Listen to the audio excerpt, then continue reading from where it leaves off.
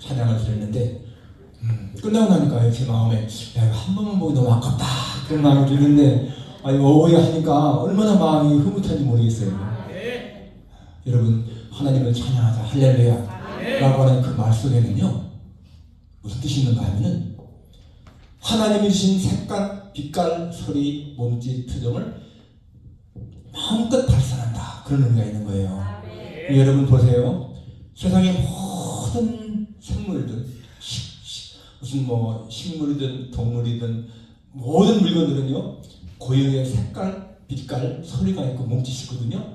그걸 마음껏 바라는 것이 하나님께 영광이 되는 거예요. 그러니까 꽃이 아주 밝은 색깔을 막 피겨놓고 그런 게 하나님 앞에 영광이 되는 것이고 새들의 노래하는 그 소리 하나하나가 다 하나님께 영광이 되는 거예요. 그러니까 올바르게 소리를 내고 올바르게 색깔을 바라는 것이 하나님께 영광이 되거든요. 우리 하나님이신 그런 가운데서 우리 천국장님은 진짜 몸짓, 춤 이런 게 그게 하나님 달란트거든요. 그걸 제대로 마음껏 발산하는 것이 하나님 앞에 영광이 되는 거예요. 얼마나 좋습니까? 여러분 하나님은 각자에게 다 달란트 주셨습니다. 작은 것이든 큰 것이든 그게 문제가 아니에요. 하나님 앞에는 뭐가 거창한 게 중요한 게 아니에요. 무엇이든지 하나님 주신 것을 다르게 나타내면 그게 하나님께 영광이 됩니다. 우리 생활 속에서 하나님 앞에 영광 돌린다. 이것은 내가 하나님 반 달란트를 잘 활용하는 겁니다. 오늘 너는 내 것이다. 그런데 또 오늘 보니까 하나님이 택한 너라는 말씀도 하는데 모든 게 다 연결되는 것 같아요. 여러분의 인생 지금까지 살아오는 가운데에서 이제 한번 중간 평가를 할까요? 이런 걸 할 적에 여러분 살아온 삶이 후회가 없었다. 정말 잘 살았다. 이런 마음이 드는가? 아니면은 지금까지 살아온 삶이 뭔가 좀 부족하다. 앞으로 더 잘 살아야 되겠다. 그런 마음이 드는가? 우리는 언제든지 주 앞에 가야 준비해야 됩니다. 그렇기 때문에 오늘 하나님이 부르셔도 나는 기쁘게 하겠다. 그런 마음이 있어야 되는 거예요. 그래야 후회가 없지. 좀 더 시간이 있어야 돼. 나는 더 좀 뭔가 해야 돼. 이런 마음보다는 하나님 만족합니다. 감사합니다. 나는 오늘 부르셔도 기쁘게 할 것이고 하나님이 앞으로 10년 더 살게 한다면 사는 동안에 최선을 다할 것이고 하여튼 하나님이 부르실 때 언제든지 갈 준비합니다. 그런 준비하며 살아야 돼요. 많은 사람들이 죽음의 자리에서 자신의 삶을 후회합니다. 잘못 살았다. 조금 더 시간이 있다면 좋겠다. 그렇게 대개 보면 병과 들리게 되면요. 의사 선생님 3년만 더 살게 해주십시오. 그런 사람도 있고 석 달만 그런 사람 있잖아요. 우리는 언제든지 준비하면서 하나님 언제든지 부르셨습니다. 그런 마음이 있어야 돼요. 죽음의 자리에서 후회가 없는 인생 이게 필요합니다. 저는 대학 졸업하고 칼에 입사했거든요. 그래서 그 미드파 옆에 있는 칼 빌딩에서 국제여객지에서 근무했습니다. 아주 정말 제가 원하는 직장이 있어요. 근무 시간도 좋고 보수도 좋고 일하는 것도 어렵지 않고 하여튼 그렇게 기쁜 마음으로 그렇게 회사생활을 했습니다. 그리고 정말 재미있게 3년쯤 지났는데 내 마음속에 이러한 생각이 들었습니다. 내가 이 회사에 내 평생을 바쳐도 후회가 없겠는가? 그렇게 질문했는데 제 마음에 대답이 노더라고요. 아니야. 여기에 내 젊음과 내 인생을 바치기에는 뭔가 아쉬움이 있다. 그때 이런 기도했습니다. 하나님, 이 직장 참 좋습니다. 그런데 내가 여기에 평생을 바치기에는 뭔가 마음에 아쉬움이 있습니다. 하나님, 더 좀 내 젊음과 정열을 바쳐 일할 수 있는 곳으로 좀 인도해 주십시오. 그런 일 좀 하게 해주십시오. 내가 나중에 인생을 다 산 후에 죽음의 자리에 이르렀을 때 살아온 삶을 돌아보면서 하나님 정말 후회 없이 살았습니다.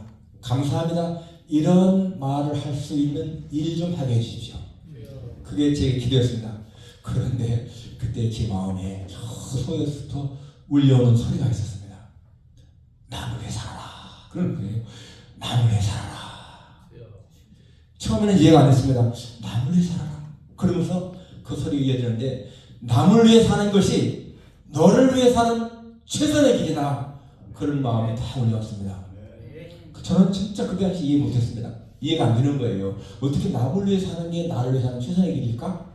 그렇게 마음에 의심이 생겼는데 그것이요 내 마음속에 이렇게 또 소리가 들려오는데 울려오니 내 눈에 보이는 사람을 바라보아라. 눈에 보이는 물건들이 자기를 위해 있는지 남을 위해 있는지 한번 보아라 그러는 거예요. 그래서 제가 방에 있고 책상이 있고 뭐 전등불이 있는데 그런 걸 봤습니다. 이 책상 이게 남이 쓰니까 가치가 있구나. 전등불 사람을 위해 비치니까 가치가 있구나. 모든 것들이 사람이 쓰니까 만든 사람이 쓰니까 가치가 있는 것이지 자기 혼자 의자가 자기 혼자 있겠다고 가만히 쓰지 않으면 가치가 없잖아요. 근데 제 마음속에 나를 하나님이 만드셨는데 나를 만드신 그분의 목적에 맞게 쓰임받는 것이 그게 진짜 가장 훌륭한 삶이구나. 그런 마음이 딱 들어오는 거예요. 그때 제 마음에 진짜 하나님을 위한 삶, 나를 만드신 하나님을 위해 사는 게 가장 좋은 삶이구나 하는 그런 마음이 딱 들어오고요. 자기만을 위한 이기적인 삶은 가치가 없구나. 이게 깨달았습니다. 그래서 제가 이제 그렇게 남을 위해 사는 것이 어떤 일일까라고 하는데 하나님은 자연히 인도하시는 거예요. 신학 공부하는 길로 아까 그 인사하신 말씀이 그 장로님 말씀에 그럼 행복은 다 주어졌다고 하는데 그럼 가만히 있을 말인가 라고 하셨는데 제가 거기에 핵심이 뭡니까? 하나님이 이끄시는 대로 순종하는 게 최선이다 하잖아요. 가만히 있는 게 아닙니다. 하나님이 이끄시는 길이 있어요. 그 길로 순종하는 게 가장 좋은 일인 거예요. 그러니까 저도 신학 공부 내가 해야지 그런 마음이 없었습니다. 저는 대학교 들어가기 전에 저 삼각산 특별기도원에서 한 1년 이상을 거기 있었어요. 그때도 뭐 기도를 들어간 게 아니고 공부하러 검정고시 합격했는데 공부할 수가 학원 다닐 수 없고 막 그러니까 기도원이 뭐 그 당시에 한 달에 600원 했거든요. 잠자고 이렇게 밤새 막 공부하러 갔어요. 공부하러 갔는데 거기는 아침 저녁으로 예배 드려야 돼. 거기 입사한 사람들. 지나고 보니까요 그게 훈련인 거예요. 아침 저녁으로 예배 드려. 새벽 기도 하는 게 훈련인 거예요. 그 당시에 19살 먹었을 적인데 그러니까 그런 게 처음에다가 하나님이 인도하신 게 그 당시에 누군가 그러더라고요. 고 선생 신학 공부하면 참 좋겠는데요. 그렇게 생각에 그때 대학 들어가게 되잖아요. 신학 안 돼요. 신학 공부 할 마음 없습니다. 목사님 되면은 얼마나 그 구속된 삶을 살아요. 매일 새벽 기도해야지. 그 말씀대로 살아야지. 그러니까 설교하는 거 하고 내 행동하고 일치가 안 되면 그 얼마나 우선적인 삶입니까? 나는 그 목사들 마음 없습니다. 제가 그랬거든요. 그리고 이왕이면은 세상에서 좀 더 이렇게 성공하고 출세하게 사는 게 좋지 거기 꽉 매이는 거 안 좋습니다. 이렇게 제가 생각했어요. 그 당시에. 그런데 그렇게 하나님 앞에 기도하면서 나무에 살아라 하면서 그냥 자연스럽게 그렇게 신학 공부하도록 인도하시는 거 이게 다 하나님이 인도하시거든요. 내가 하되겠다 그런 게 아니에요. 진짜 하나님이 인도하시는 대로 그렇게 순종만 하면은 길이 다 열리는 거죠. 그래서 이제 신학 공부하고 그렇게 했는데 지금 누가 나한테 어떻습니까? 지금 하나님 앞에 간다는 후회 없습니까? 예, 저는 자신 있게 말합니다. 지금 제가 오늘 밤에 죽어도 하나님 더 살려주십시오. 그런 마음 전혀 없습니다. 하나님 살아온 삶이 너무 행복하고 감사했습니다. 그렇게 고백하는 거예요. 그렇기 때문에 여러분 진짜 하나님의 은혜를 안다고 하는 것은 이게 얼마나 좋은 것인지 몰라요. 그래서 여러분 누가 살아온 삶에 대한 후회가 없습니까? 하나님을 만난 사람인 거예요. 예수님 만난 사람, 예배 성공자, 하나님 만나서 성공자, 그 사람이 인생의 후회 없는 삶을 사는 겁니다. 그렇기 때문에 인생의 성공자는 진짜 하나님 안 만나면 안 되는 거죠. 아무리 사람이 유명해도 이 세상에서 유명해도 그 사람이 하나님 만나는 그런 경험이 없으면 절대로 인생의 성공자 아닙니다. 여러분 이 어령 교수님 잘 아시잖아요. 이어정 교수님. 이분은 한국의 문학평론가의 소설가의 스필가의 장관도 지내시고 진짜 세상적으로 얼마나 유명하신 분입니까? 그분이 88세 돌아가셨는데 74세 때 자기 딸 그 미나 그 목사님 그분 때문에 예수 믿게 되지 않습니까? 나중에 거의 인류 가까웠을 적에요. 어느 기자가 질문했어요. 살아온 삶이 어떻습니까? 라고 라고 할 적에 그분이 이렇게 말했습니다. 나는 인생의 실패자입니다. 기자가 놀랐죠. 아니 그렇게 훌륭한 삶을 사셨는데 왜 실패자입니까? 그러니까 나는 사람들에게 존경은 받았지만 사랑받지 못했습니다. 그리고 나에게는 친구가 없습니다. 그렇기 때문에 나는 실패자입니다. 겸손하게 한 말이 절대로 아닙니다. 나는 열심히 살아려고 했고 그런데 내 주변에 친구인 줄 알았는데 지나고 보면 다 경쟁자였습니다. 친구가 없다는 거예요. 사람은 물론 이렇게 더 유명해질수록 고독할 수 있지만은 그러나 여러분 진짜 마음을 터놓고 이야기할 수 있는 친구가 없다는 거 불행한 거죠. 그분이 그래도 그 따님 때문에 예수님 믿고 14년 동안 예수님 믿고 돌아갔으니까 그래도 천국에 갔으니까 다행이잖아요. 74세 때부터 예수님 믿다니까요. 여러분 74세 살 때까지 예수님 전혀 몰랐습니다. 그리고 정말 그 따님이 아니었으면요 예수 안 믿었을 거예요. 아까 말한 그 장군처럼.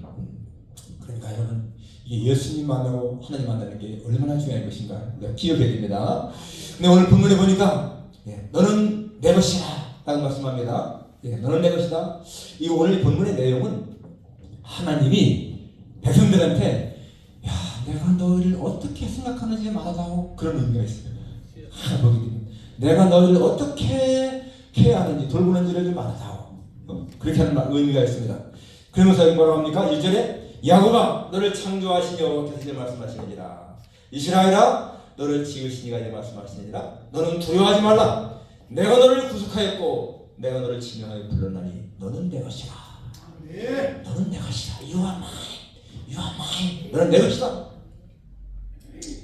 당시 사실상 이 정세를 보게 되면 이스라엘이 북이스라엘이 망했고요. 남유다도 그 아수르의 공격을 받고 거의 진짜 멸망할 정도 있지 않습니까? 히스기야 왕이 하나님 앞에 편지 그 적군이 보낸 편지를 놓고는 막 기도할 때 하나님 이사야를 통해서 이제 위로 말씀하잖아요. 그 당시에 이스라엘 백성들이 얼마나 두려운 삶을 살았는가 알 수가 있습니다. 그런 사람들 향해서 내가 너를 지었고 너를 창조했고 너는 내 것이다. 두려워하지 말라 이렇게 말씀하시는 겁니다. 자 그러면 첫 번째로 생각할 것이 이 말씀을 하게 되는 그런 근거가 무엇인가? 어떻게 하나님께서 이렇게 말씀하시는가? 그것은 여기 1절에 나와 있습니다. 너를 창조하신 여호와 너를 지으신 이가 말씀한다. 내가 너를 지었다. 그러니까 그분은 얼마든지 우리가 당신의 소유니까 이렇게 말씀할 수 있는 근거입니다. 너는 내 것이다. 그분이 지었으니까. 여러분 찬송가 창세기 1장에 보게 되면 하나님이 아담과 하와를 지을 때 어떻게 지었다고 했죠? 하나님의 형상을 따라 남녀를 지으시되 이렇게 말씀합니다. 형상을 따라 지었다. 여러분 우리가 예수 믿으면서 이런 질문 많이 받습니다. 인간의 본래가 무엇입니까? 라는 질문에 사람들은 우리는 다 죄인이죠. 죽을 죄인입니다. 인간의 본래가 죄인가? 여러분 그 말이 맞는 것 같지만요. 깊이 생각해 보세요. 인간의 본래가 죄인인가? 창세기 1장에서 하나님이 인간을 지으셨는데 그 지음받은 인간이 뭡니까? 하나님의 형상을 닮은 존재예요. 그리고 인간이 죄인인 것은 창세기 3장에 가서 나옵니다. 창세기 3장에 타락하잖아요? 그게 죄인인 거죠 그때. 그러니까 인간의 본래는 절대로 죄인이 아닙니다. 인간의 본래, 하나님이 인간을 창조했을 때의 그 본래의 모습은 하나님의 형상을 닮은 존귀한 자입니다. 우리가 누가복음 15장에서 탕자가 나중에 탕자가 된 것은 뭡니까? 처음에는 부잣집의 아들이었는데 아버지를 떠났기 때문에 탕자가 되잖아요. 인간도 마찬가지입니다. 처음에는 하나님의 형상을 닮은 존귀한 자였는데 타락하니까 죄를 범하니까 죄인이 되어버린 거예요. 그렇기 때문에 여러분 우리가 기억해야 할 것은요, 우리는 인간의 본래는 하나님을 닮은 정말 존귀한 자다. 이걸 깨달아야 되는 거예요. 에베소 2장 10절에 보니까 우리는 그가 만드신 바라. We are His workmanship. 그 workmanship이라는 말은 작품이라는 뜻이에요. 작품. 우리는 하나님의 작품이다. 작품 가운데서 걸작품, 정말 귀한 작품인 것이 우리 모습인 겁니다. 나는 하나님이 지은 가장 존귀한 작품이라고 생각을 해요. 노르웨이의 작가 뭉크라고 하는 사람이 그린 절규라고 하는 그림이 있습니다. 인터넷에 가면 금방 떠요. 뭉크의 절규하면요 딱 뜨는데 그 그림이 우리가 볼 적에는 진짜 별걸 그런 그림이에요. 그냥 친구 셋과 같이 가다가 황혼이 황혼 빛이 비치는 가운데서 그냥 놀래가지고 막 이렇게 그런 모습이거든요. 거기 보면 진짜 고독, 슬픔, 외로움 이런 게 표현되어 있는데 여러분 그 그림 한 장이 얼마에 팔렸느냐? 1억 2천만 달러. 가보십니까? 1억 2천만 달러면은요 우리 돈으로 1,500억이 넘어요. 그림 한 장에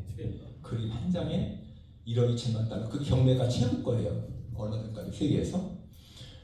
자, 물론 모나리자 같은 거는 팔릴 수가 없죠. 그런 건 안 나오니까.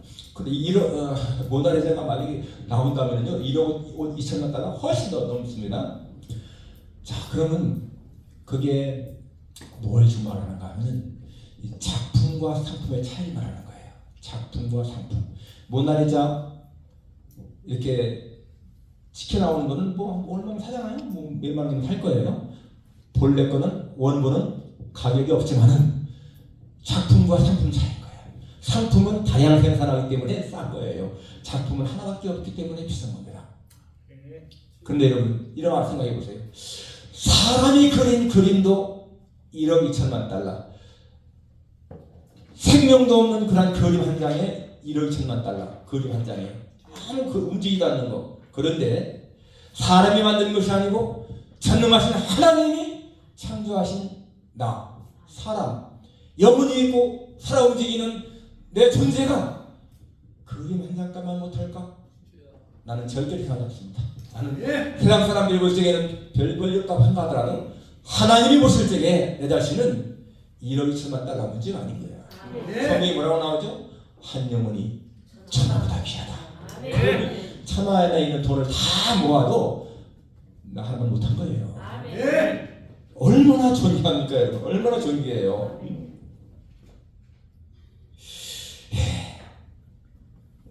그래서 여러분 내가 진짜 하나님의 작품이다 이거 깨달아지는 게 얼마나 큰 은혜인지 모릅니다. 그거 깨달아지면 내 인생이 바뀌는 거잖아요.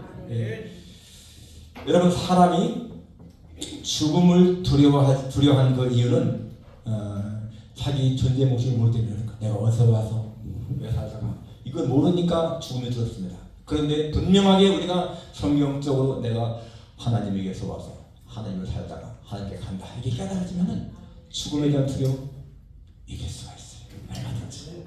내가 하나님의 것이다 이거 알면은 우리는 당당해지는 거예요. 에베소 1장에 창세전에 그 산에서 우리를 택했다. 내가 태어나기 전에 하나님은 예수님 안에서 택했습니다. 선택했다는 얘기예요. 오늘 그 찬양에 나오잖아요. 내가 너를 택했다. 놀라운 겁니다. 그러니까 여러분 우리가 내가 나의 주인이다 라고 생각을 하게 되면 모든 게 힘들고요 짜증나고 두렵고 그렇습니다. 그런데 하나님이 나의 주인이다 내가 하나님의 것이다 이게 믿어지면 정말 마음에 담대함이 있죠. 하나님 너는 내 것이다 라고 하는 그렇게 말씀하는 근거 바로 그분이 우리를 창조했기 때문에 말하는 것입니다. 두 번째는 어디로 가든지 내가 함께하겠다 약속했습니다. 오늘 2절에 네가 물 가운데로 지날 때에 내가 너와 함께할 것이라. 강을 건널 때에 물이 너를 침몰하지 못할 것이며 네가 불 가운데로 지날 때에도 때에 타기가 날 것이요 불꽃이 너를 사르지도 못한다. 여기 물 가운데 불 가운데는 인간이 겪는 가장 극한 상황을 표현하지 않습니까? 견디기 힘든 곳. 그런데 거기에서도 하나님이 내가 너와 함께한다. 불 가운데 불 가운데. 사람들이 자살하는 것은요 어려움도 있지만은 그 어려움을 같이 나눌 사람이 없기 때문에 그런 거예요. 예를 들어서 부부가 살다가 어려움 당할지 부부가요 마음이 맞고 사람은 같이 당하기 때문에 견뎌나갈 수 있는 거예요. 어려움도. 그런데 나중에 자살하는 사람도 보게 되면 같이 있는 사람이 없는 게 많습니다. 미국에 유학 온 한국 학생들이 점점 자살을 해요. 자살. 여러분 미국에 있는 모든 대학 다 자살자가 있습니다. 거기도 명문대학일수록 자살자가 더 많아요. 콜롬비아, 하버드 이런 데 대학생들 자살이 많습니다. 1년에 하여튼 6, 7명은 자살하니까 평균. 한국 여자 학생이 자살했는데 유서가 뉴욕에서 공부하는 학생이 자살하면서 쓴 유서는 너무 애로워서 자살한대. 너무 애로워서. 그리고 말도 안 통하지, 힘들지, 같이 할 수 있는 그 대화 상대가 없고 말도 안 통하고 그러니까 너무 애로워서 자살한다. 그런 뉴스 써놓고 자살했는데요. 종종 그렇습니다. 근데 사람이 어려움을 당하는 쪽에 같이 이렇게 견뎌나갈 수 있으면 괜찮은데 그게 없으니까 그러는 거예요. 여러분 OECD 국가 중에서 우리 한국이 참 좋은 것도 많지만은 이런 자살률은 세계 1위, OECD 가운데에서 2등하고 차이가 얼마나 많아요. 그런 게 너무나 안타깝지 않습니까?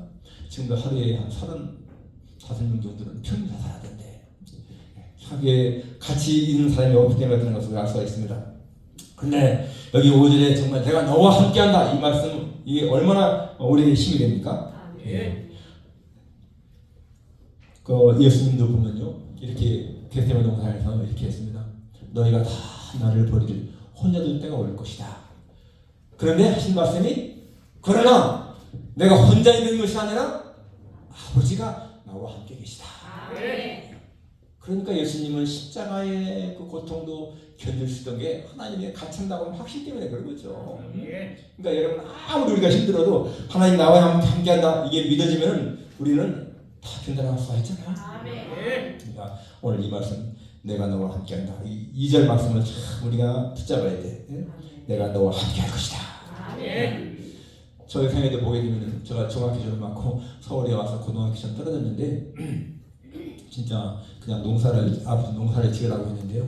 제 마음에 공부를 하지 않으면은 내 인생이 정말 별 볼일 없을 것 같은 마음이 딱 드는 거예요. 그해 겨울에 시골에 가서 사랑방에서 혼자 난로불 켜놓고 이제 공부를 하면서 하나님 앞에 그렇게 기도했습니다. 하나님 공부하고 싶습니다. 공부할 수 있는 기회 좀 주십시오. 공부할 수 있는 기회 좀 주십시오. 공부하고 싶습니다. 그게 하나님 앞에 기도했는데 그때 저희 아버지가 오용 계신데요. 막내 작은 아버지가 우리 아버지가 이제 첫 번째고 막내 아버지가 같은 동네에 살았는데 아주 가난하신 분이야. 아이들도 1남 4녀나 되고 그런데 그 작은 아버지가 이렇게 농사 일 품팔이하며 사셨는데요. 그 작은 아버지가 저한테 돈을 그 당시에 2만 5천 원인가를 주시면서 서울에 가서 친구들하고 같이 방을 얻어서 살면서 공부하라는 거예요. 정말 그 작은 아버지가 하나님이 도우신 거 아니에요. 그 작은 아버지가 자기 애들도 그렇게 있는데 자기 애들도 중학교 하나 안 갔는데 어떻게 저한테 그렇게 시키겠어. 진짜 그 돈 가지고 와서 방 얻고 친구들하고 검정고 사원 다니고 그래서 나중에 아버지가 이제 당연히 그 돈을 들었겠지만 그때 작은 아버지가 그렇게 안 도와주셨으면 제가 공부할 수 있었을까? 진짜 하나님의 도우심의 손길인 거예요. 그래서 제가 서울에 와서 검정고 사원 공부하다가 이제 또 1차 다 안 돼가지고 근데 고향에 내려가면 우린 그렇게 굶어 죽지 않으니까 살 수 있는데 그냥 내려가면 또 공부 못 했잖아요. 그래서 내가 서울에 나와서 그냥 어떻게 하든지 현대사 공부하자 하면서 당장 먹을 데도 없고 그러니까 왕신계에는 누가 친구가 쌀가게에서 소개시켜서 쌀가게 가서 일하면서 생활했는데 그때 그 쌀가게 주인이 아주머니가 저한테 그러는 거예요. 야 공부하고 싶다고 다 공부하는 게 아니다. 돈이 있어야 공부하는 거지. 그러면서 하는 말씀이 야 너 일하는 거 보니까 굉장히 착실하게 일 잘하는데 우리 집에서 열심히 공부하면 우리가 일하면은 나중에 우리가 쌀가게 하나 내주겠다. 열심히 공부해라. 그분은 저를 위해서 하는 말씀이잖아요. 근데 그 당시에 제 마음에는 굉장히 반항심이 생기더라고. 당신은 돈이 있어서 딸이 대학 다녔거든요. 딸을 대학 공부시키고 나는 공부 돈이 없으니까 공부 못한다. 그래 나는 반드시 공부하겠습니다. 그분에게 그런 이제 속으로다가 마음을 품고 그리고 그해 추석에 집에 가서는 다시 안 왔습니다. 그 집에 안 가고 그냥 춥다고 서울에 올라와서 그 집에 가면 되는데 안 가고 그냥 또 신문 보고 이렇게 취직할 게 없는가 보고서는 그 웨이퍼는 자리, 웨이퍼는 광고에서 찾아가서 그 웨이퍼는 그냥 모여서 잠자는 데서 모여서 자고 그렇게 했거든요. 그 당시에 그 버스 타고 다니는 그 내 또래의 아이들, 고등학생들 모자 쓰고 교복 입고 굉장히 부럽더라고요. 부럽지만은 그런 것도 하나의 자극이 됐어. 내가 반드시 너희들보다 좋은 데에 가겠다.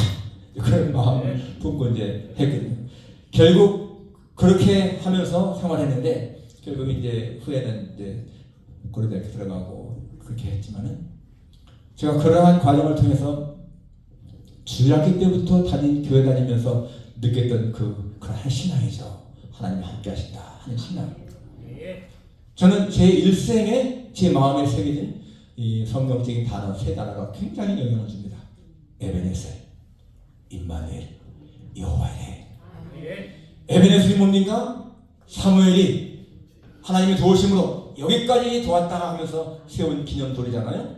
에베네셀. 저는 그래서 살아오면서 항상 되돌아보면은 진짜 하나님의 은혜예요. 에베네셀. 그리고 여호와이레, 아니 임마누엘, 지금도 함께 하시는 하나님 항상 마음을 느낍니다. 그리고 앞으로의 길을 인도하시는 하나님 여호와이레. 예, 제가 34년 동안 우리 그 교회를 담임 마치고 아주 참 유정의 미를 잘 거두고 이렇게 이제 은퇴했잖아요. 올해 목사를 시대받고 사람들이 은퇴하면 뭐 할까 이제 그랬는데 저는 걱정이 없었습니다. 사실 왜? 여호와이레 때문에. 여호와이레 하나님이 인도하실 거라. 그 은퇴하신 목사님들 말씀이 가장 힘든 게 뭐냐 누가 물어봤대요. 그때 같이 여행하는데 물어보니까 설교하고 싶은데 설교할 데가 없어. 그게 가장 큰 어려움이라는 말을 하더라고요. 저는 지금 이제 은퇴 작년 10월에 있으니까 이제 뭐 얼마 됐어? 11, 12, 1, 2, 3, 4 한 6개월 됐는데 한 달에 한두 번은 꼭 설교해요. 그 필라델피아에 있는 교회 어느 교회 가서 목사님 안 계신 교회라 설교하고 그 대신에 또 그동안에 이제 뭐 목회하니까 안 했는데 그 뉴욕에 있는 그 순복 신학교 학장이 친구예요. 필라델피아 사는데 나보고 한 과목 좀 강의 맡아달라고 해서 지난 1월부터 강의 한 과목 맡아서 합니다. 뉴욕까지 강의 힘드니까 그냥 줌으로 하라고 해서 제가 줌으로 영적 훈련, 스피리추얼 디시플린이라고 하는 과목을 하는데 너무너무 재미있고 그게 강의를 준비하는데 굉장히 시간이 많이 들어가고 진짜 연구회잖아요. 근데 굉장히 보람이 있습니다. 굉장히 보람이 있고 또 뭐 미국은 뭐 이제 또 이 운동하는 게 골프가 거기는 뭐 골프 피가 30불이에요. 30불, 25불, 20불 그렇습니다. 골프장이 얼마나 싸요. 또 운동도 하고 그러니까 매일매일의 삶이 너무너무 편해요. 좋아요. 그러니까 여러분들 마찬가지일 겁니다. 에베네셀, 임마누엘, 여호와이레. 그것이 언제든지 나한테 위로하시고 언제든지 함께한다. 여러분 우리가 이렇게 어려움을 처할 때에 어떤 상황에 처할 때에 그 상황도 중요하지만은 그 상황에서 누가 나와 함께하느냐 그게 중요한 거잖아요. 그러니까 우리는 어려워도 하나님이 함께한다라고 하는 확신이 있으면은 두려움없습니다. 세 번째는 오늘 말씀해 보니까 4절에 내가 내 눈에 보배롭고 존귀하며 내가 너를 사랑하였은즉 내가 내 대신 사람들을 내어주며 백성들이 내 대 생명을 대신하리니. 옛날 개혁성경에는 여기 지금 내가 내 눈에 보배롭고 존귀하며 내가 너를 보배롭고 존귀하게 여기고 라고 하죠. 그게 훨씬 더 마음에 와닿습니다. 내가 너를 보배롭고 존귀하여야 된다. 여러분 이 사실이 믿어지면은 내가 하나님 앞에 그분이 나를 보배롭고 존귀하다고 인정한다면 이게 얼마나 귀한 겁니까? 그럴 때는요 자존감이 높아지는 거예요. 자존감. 여러분 사람은요 자존감이 높아야 행복한 겁니다. 자존감은 우월감하고는 절대 다른 겁니다. 자존감이라고 하는 것은 진짜 하나님이 나를 얼마나 존귀하게 깨닫는 거예요. 사람에게 두 가지 의식이 있는데 창조의식과 비교의식이 있잖아요. 이 창조의식은 하나님 앞에서 하나님의 시각으로 나를 보는 거야. 하나님의 시각. 그럼 하나님이 진짜 하나님의 형상대로 만들었으면 얼마나 나를 귀하게 여기겠습니까? 우리 사람도 자기가 낳은 자식을 귀하게 여기는데 하나님이 우리를 얼마나 귀하게 여기겠어? 하나님의 시각으로 보는 거예요. 자존감이 높아지죠. 이 자존감이 높은 사람, 창조의식 있는 사람은 절대로 다른 사람을 이렇게 비하하지 않습니다. 다른 사람도 존귀하게 보는 거예요. 비교의식 있는 사람들은 남과 비교하면서 자기의 존재를 평가하는 거예요. 그러니까 이 비교의식 있는 사람들은 우월감이 있든지 열등감이 있든지 불행한 거죠. 열등감이나 우월감이 있는 건 똑같습니다. 열등감과 우월감은 같은 성질이 있는 거예요. 그래서 이런 사람들은 절대 행복할 수 없습니다. 아무리 자기 수입이 많아도 더 많은 사람 생각하면 기분이 안 좋고, 자기가 아무리 50평 아파트 살아도 80평 아파트 보면은 마음이 안 좋고, 그리고 자기보다 못한 사람들은 내려다보고. 그러니까 여러분, 이 창조의식 있는 사람들은 절대로 다른 사람 앞에서 교만하지 않아요. 교만하다고 하는 것은 이거는 창조의식 없는 사람인 거예요. 하나님은 정말 교만을 싫어하시는데 창조의식 있는 사람은 겸손합니다. 겸손. 그렇기 때문에 하나님의 사랑받는 거예요. 하나님은 교만한 자는 진짜 싫어하시잖아요.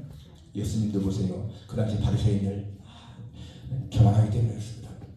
그래서 이 자신을 하나님 앞에서 보배롭고 존귀하게 있는 그러한 사람은 정말 하나님 앞에서 자기 인생의 가치를 알기 때문에 세상에 누구도 부러울 필요가 없고, 누구 어떤 사람이 있는 사람도 부럽다, 나도 저렇게 있었으면 좋겠다, 이런 마음은 없는 거예요. 그 사람은 하나님이 그런 달란트를 주셨기 때문에 그런 것이고, 나는 나에게 주신 달란트는 내가 만족하다. 그러니까요, 진짜 어떤 사람에 대해서 어떤 그 시기나 질투나 부러움이나 그런 게 있을 수가 없습니다. 감사한 것이죠. 예. 여러분, 우리가 뭐가 잘나서 그렇게 한 것이 아니고, 나는 진짜 허물도 많고 부족함이 많지만은 예수님이 당신의 피로 우리의 모든 것을 덮어주기 때문에 내가 의롭다 인정받는 거, 이게 얼마나 감사한 거예요. 그래서 오늘 이 4절 말씀을 우리 마음에 새기세요. 내가 너를 내 보배롭고 존귀하다. 내가 너를 보배롭고 존귀하다. 내가 하나님 앞에 얼마나 존귀한 자인가를 우리가 깨닫는 것이 정말 중요한 것입니다. 네 번째는 마지막으로, 그러면 어떻게 살아야 할 것인가? 어떻게 살아야 할 것인가? 오늘 7절 말씀 보십시오. 7절 말씀 보게 되면, 내 이름으로 불려지는 모든 자, 그 내가 내 영광을 위해서 창조한 자를 오게 하라. 그를 내가 지었고 그를 내가 만들었느니라. 여기 내 영광을 위해서 창조한 자, 이게 바로 뭐예요? 하나님의 영광을 위해 창조된 자. 우리는 절대로 우리의 행복을 위해 지음받은 자가 아니고 하나님의 영광을 위해 지음받았는데, 하나님의 영광을 위해 쓰임받을 때는 내 자신이 가장 행복한 거예요. 아까 말한 것처럼 모든 물건을 만든 사람들의 용도 때문에 지은 거 아니겠어요? 그런 것처럼 하나님이 나를 지었으면 하나님 지은 대로 쓰임받을 때 가장 행복한 거죠. 그러니까 어떻게 살 것이냐? 우리 장로기에 가장 중요한 것, 서리응답 제1문, 사랑하는 목적이 무엇인가? 하나님 영원롭게 하고 영원토록 그를 즐거워하는 것이다. 여기요, 하나님을 영원롭게 한다로 끝나는 게 아니에요. 하나님을 영원롭게 한 것 자체가 그분을 즐거워해야 되는 거예요. 그러니까 그분을 즐거워하는 것이 우리 삶의 목적인 거예요. 그분 안에서 즐거워해야 한다는 거예요. 그러니까 여러분, 절대로 일상 살면서 우리가 앞으로 천국 갈 사람들인데 이 땅에서까지도 행복을 누려야 되나? 제가 옛날에 신학교다닐 중에 그렇게 말씀하시는 분이 계시거든요. 교수님이. 야, 우리 다 천국 갈 사람들인데 이 땅에서까지 행복하게 살려고 하는 거, 그거 욕심 아니야? 그렇게 말씀하셔서 내가 그 당시에는 학생이니까 그럴까? 그랬는데 지금 생각하면 아니야. 하나님이 우리를 창조할 때에 이 세상에서는 고생을 하고 천국에서 행복하게 살아라, 그렇게 절대로 안 됐습니다. 오늘 말씀대로 하나님 영광롭게 하고 그분을 즐거워하는 것, 행복하게 사는 것, 그게 하나님 우리를 지으신 목적입니다. 그러니까 이 땅에서도 우리는 마음껏 행복을 누려야 되는데 그게 세상적인 행복이 아니잖아요. 진짜 하나님 안에서 즐거워하는 것, 그게 진정한 행복이지 않습니까? 그래서 우리가 이렇게 행복에 사는 비결이 무엇인가 하면은 마태복음 6장 33절 너희는 먼저 그의 나라와 그의 의를 구하라. 그리하면 이 모든 것을 너에게 더하시리라. 여러분 이 말씀도요 사람들은 너희는 먼저 하면서 하나님만을 위해 살아 이거만 생각해요. 뒤가 더 중요해요. 그리하면 이 모든 것을 너희에게 더하신다. 하나님만을 전적으로 따라가게 되면 내게 필요한 모든 것들은 나를 따라온다. 그런 의미잖아요. 제가 85년도에 유학 갔는데 그 유학 갈 때 가족 딸 둘하고 초등학교 1학년 2학년 딸들하고 같이 갔거든요. 근데 그때 내가 유학 갈 때 그 목적이 그때 애들 교육이 좋으니까 미국 가서 교육시켜야 돼. 그런 애들 교육 목적이라든지 또 미국 가면 또 잘 산다니까 또 좀 잘 살자 하는 그런 거라든지 그런 목적은 하나도 없었습니다. 그저 더 공부해서 내가 하나님의 일에 더 쓰임 받자. 그 목적 하나뿐이었어. 그렇기 때문에 아이들 데리고 유학 갔을 적에 사실 주변에서는 막 걱정을 내 친구들도 돈도 없는데 어떻게 유학 가려고 생각을 하냐? 그랬습니다. 그 당시에 나를 후원할 만한 그런 재정적인 능력이 없었거든요. 그때 뭐 아버지도 안 계시고 어머니는 생활 능력도 없고 전혀 돈으로 후원할 만한 것이 없었어요. 그래서 갔어요. 갔을 때 가서 처음에는 많이 좀 걱정도 하고 했지만은 그러나 지금 내년이면 40년이거든요. 85년 갔으니까 40년, 그러니까 39년이 이제 금년 39년인데 39년 생각하니까요 마치 이스라엘 백성들이 광야 헤맬 때 39년 그 생각이 나더라고. 그렇게 사는 동안에 돈이 떨어져가지고 남한테 손 벌린 적 없었고 성경 말씀대로 광야 생활 발이 뭐 헤어지지 않고 옷이 헤어지지 않고 그런 것처럼 그렇게 살게 하시죠 하나님이. 그리고 제 목적은 아이들 교육 아니었잖아요. 그런데 내가 하나님 중심으로 살겠다 마음 먹고 하니까 아이들 다 뭐 그 당시에 잘 사는 사람들은 교회에 나가 살거든. 아무래도 여기는 뭐 서울 시내가 좋지만 미국은 필라델피아 시내보다는 시내가 좋거든요. 교회가 어디든지. 그런데 다 우리 필라델피아 시내에 살았어. 그리고 아파트에 살고 그리고 아이들도 다 시내에 있는 그냥 공립고등학교 뭐 과외 한 번도 안 시켰잖아요. 그래도 필라델피아 시내에 있는 중학교를 맞고 고등학교는 필라델피아 중학교에서 이렇게 시험 봐가는 가장 좋은 학교에 입학을 하게 되고 큰 아이는 유펜 대학 둘째는 뉴욕 대학 나오는데 그 유펜 대학 같은데요 미국 내에서 지금 7번째 가는 대학이에요. 그리고 뉴욕 대학도 한 10번째 가는 대학이고 미국의 대학이 뭐 2, 3천 개 있는데 그래도 그 정도면 다 좋은 대학이거든. 다 나와서 그렇게 또 직장도 그렇게 아까 우리 목사님 말씀한 것처럼 의사가 되고 교사가 되고 저희들 가서 진짜 집 없이 투베드룸 아파트에 오래 살았지만은 우리 그렇게 저는 50대가 넘어서 50대 초반에 조그마한 집 한 40평짜리 집 그래도 뭐 대지는 뭐 한 3, 400평 되는 그런 거 했지만은 우리 아이들은 30대에 진짜 30대에 말씀한 것처럼 대지가 한 1,500평 그리고 집도 큰 딸은 한 80평 작은 딸은요 대지는 1,500평인데 건성집은 140평. 그러니까 그게 뭐 나는 그런 것이 중요한 게 아니고요. 그 아이들이 신앙생활 잘하는 게 너무 감사해요. 미국에 가서 신앙생활 철저하게 하고 큰 사위 지금 44살인데 2년 전에 장로 받았잖아요. 장로양이. 미국 한국인이 다ним하는 미국 교회인 거예요. 영어권이니까. 걔들은 우리 교회는 고등학교 때까지만 다니고 대학교 때부터는 다 자기들 영어권 교회를 갔거든요. 저는 확실히 믿는 게 그겁니다. 내가 하나님 앞에 마태복음 6장 33절 말씀대로 먼저 하나님의 나라와 의를 구하면 이 모든 것을 너에게 더한다. 그 이 모든 것이 뭐예요? 먹고 마시는 모든 생활 일체를 말하는 거예요. 그러니까 우리들은 자녀 교육 잘 시키겠다. 이분 가고 막 그러지만은 많은 사람들이 실패하잖아. 자녀 교육에. 정말 자녀들이요 잘못된 길로 나가서 마음 아파하는 분들 굉장히 많습니다. 한국 아이들이 가서 막 그렇게 마약, 게임 가입하고 이런 사람들 얼마나 많아요. 뉴욕에 아주 큰 교회 하시는 목사님, 지난번에 제가 거기 한번 갔는데 간증하시더라고. 자기 아들, 딸이 전부 다가 마약에 열리고 게임에 열렸어요. 그런데 그 목사님은 뉴욕에서 엄청 큰 교회를 하시는 분이야. 근데 애들 돌보지 못했다는 거예요. 교회가 너무 이렇게 바쁘니까. 근데 나중에 감옥 갔는데 아들이 거기에 가서 아들을 손 붙잡고요 무릎 꿇고 빚었다는 겁니다. 내가 잘못했다. 내가 너희를 제대로 케어 못해서 이렇게 잘못된 길 나가서 내가 진짜 용서를 빈다. 그랬는데 그 아이가 나중에 진짜 회개하고 돌이켜가지고요 지금 잘 되고 있어요. 정말 다행인 경우도 그런 경우는 다행인 경우고요. 끝까지 잘못된 걸 감정이 얼마나 많습니까? 정말 우리가 하나님 앞에 하나님을 바르게 따라갈 때에 하나님은 그렇게 주어드린다 하더라고. 그러니까 그것을 확신하게 되면은 우리는 오늘 말씀대로 하나님의 영광을 첫 번째로 하는 그런 것이 되는 것을 믿습니다. 저는 오늘 주님이 하신 말씀, 이 말씀, 너는 내 것이다 하는 말씀이 너무 마음에 와닿아요. 내가 하나님의 것이라는 거.